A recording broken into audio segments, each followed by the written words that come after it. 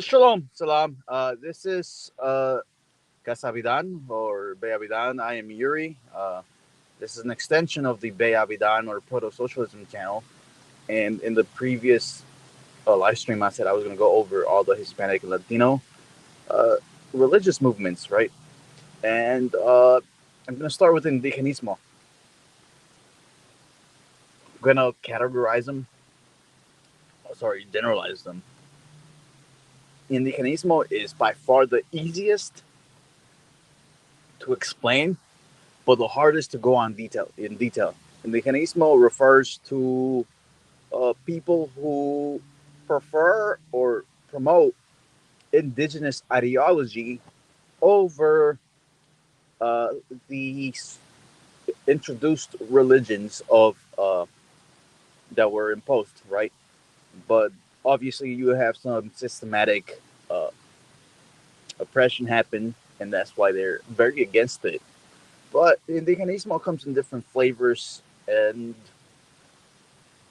it's not exactly a monolith, right? Uh, Indigenismo, I am not sure if it gave birth to Chiganismo, which is but one can infer that it could have, since the word Chicano is etymologically connected with the word Mexican and Mexica, as it is one of the largest communities, right, in here, right? So in the United States. So, and why is this important? Why is this connected? Well, a lot of the Latino population in the United States can trace a significant amount to Native American populations that are no longer considered to be nations in their own right. So, for example, I live in Texas, right? There is there is a movement to revitalize the Karankawa Nation. If you've ever taken any Texas history courses, you know that the Karankawas were one of the most important nations to exist in in Texas, right? The Comanche are another group, but they still exist because they've adapted their culture. But the Karankawas are functionally extinct, but a lot of them share history with the what's it called Hispanic populations, since they've intermarried or by or were taken by force. Right? They've had their own customs that are completely different, such as the novias blancas, which was a custom by a lot of native tribes, where they stole their brides. That is a legit way of what they did. Right now, indigenismo is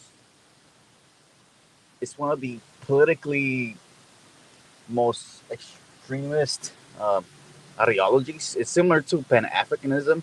Like, hey, the Americas, for those that are indigenous, should be ruling it. But indigenismo, in its political sense, is different than its religious sense. And but they go hand in hand. I cannot deny that it does go hand in hand, right? Uh, so, which groups are the indigenistas that I'm referring, right? So, obviously, I've touched a little bit in the United States. You also have the Mexican indigenistas. They're all a little different, right? Thanks to the Mexican Constitution allowing for their self governance as identifying as a sovereign nation. This is akin to the Bureau of Indian Affairs in the United States, but there is a little bit of difference in nuance in what the autonomy of these nations should be. Um, but a lot of other indigenistas, they're pushing ideologies similar to neo pagans. We're like, okay, well, if you're Mexican and you're living in Mexico, this is the extremist. Not all of them. Some of them are a little bit, like, okay, well, we should return back to the worship of Huitzilopochtli and Quetzalcoatl, and understand what the Ometeotl is, right? This is if you're of Mexican ancestry. You can also take the Peruvian way, like how the Incas worshipped the Pachamama. Pachamama being the Mother Earth, or similar to like the Greek concept of Gaia, right? Brazilian is a little different, since Brazilian indigenous tribes were never as unified as the Incas or any of the North American tribes or the Aztec nations, right? They were completely surrounded by rainforest. Of course, there were a couple groups here and there, but simply put it, the landscape didn't allow for them to form a singular or shared identity amongst different groups, right? For example, the Mayans and Aztecs share ideologies like Kukulkan and Quetzalcoatl, right? The winged feathered serpent. Or you could have the Iroquois Confederacy that existed, or the five nations, the five civilized nations. This is honestly a derogatory term, calling a nation uncivilized, but obviously this is how the Cherokee saw themselves as competitive, and how does this connect with the Latino population? Like I said, or Hispanic. This is just half of it, right? It's important to talk about. Okay, well, the populations that are obviously still Hispanic in their language, but their religious affiliation has changed. So I've talked about how some are pushing for a more like polytheistic view, right? And it's not necessarily that they're polytheist in themselves. There could be just atheists and viewing these gods as philosophical concepts, right? Philosoph- you have other like the Comanche, right? I don't know how many Comanche in Texas intermarried with the native Anglo and Hispanic populations, but this is where the Novias Blancas concept comes into play, where the history of the Comanche battles with the Texas pioneers is important, right? As a lot of the Native American nations saw the Comanches as too vicious, right? Their lifestyle when horses were really introduced into the Americas were similar to the Mongols and the Turks, very horse horseback oriented. They depended on the horses. They died with the horse, right? And their landscape was very plain, very fields, right? And you don't get until Quanah Parker, right? Quanah Parker enters the story as being the last Comanche war chief, right?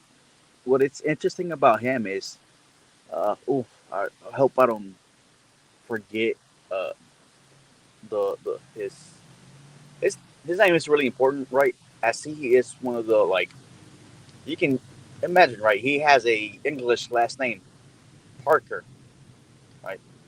This is because of one of the Texas pioneer families by the Parker family.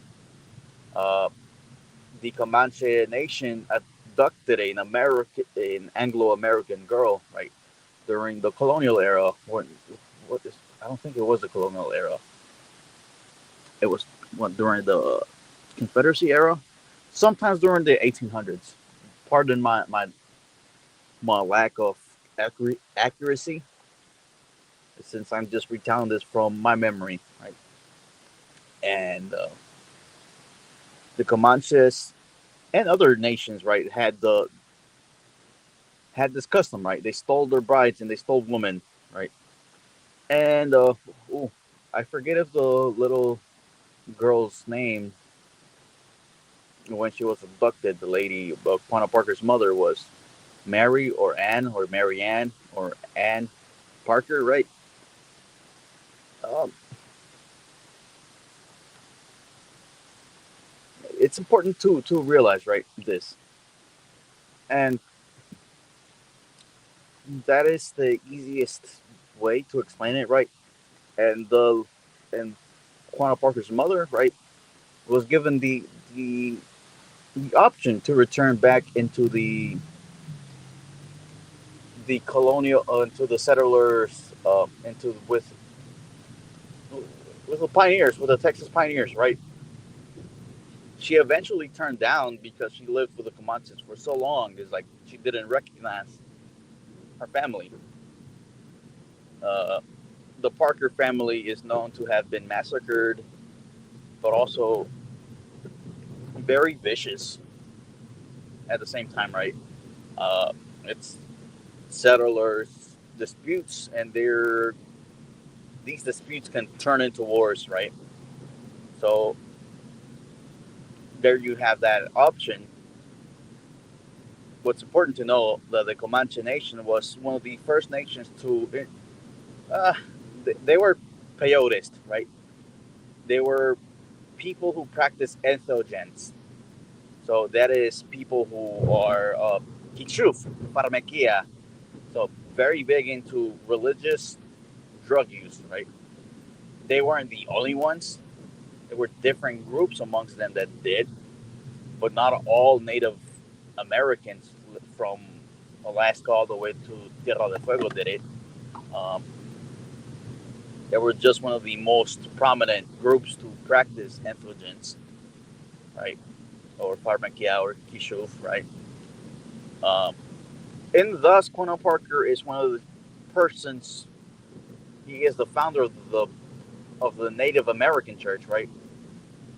Uh, that still practices peyotism.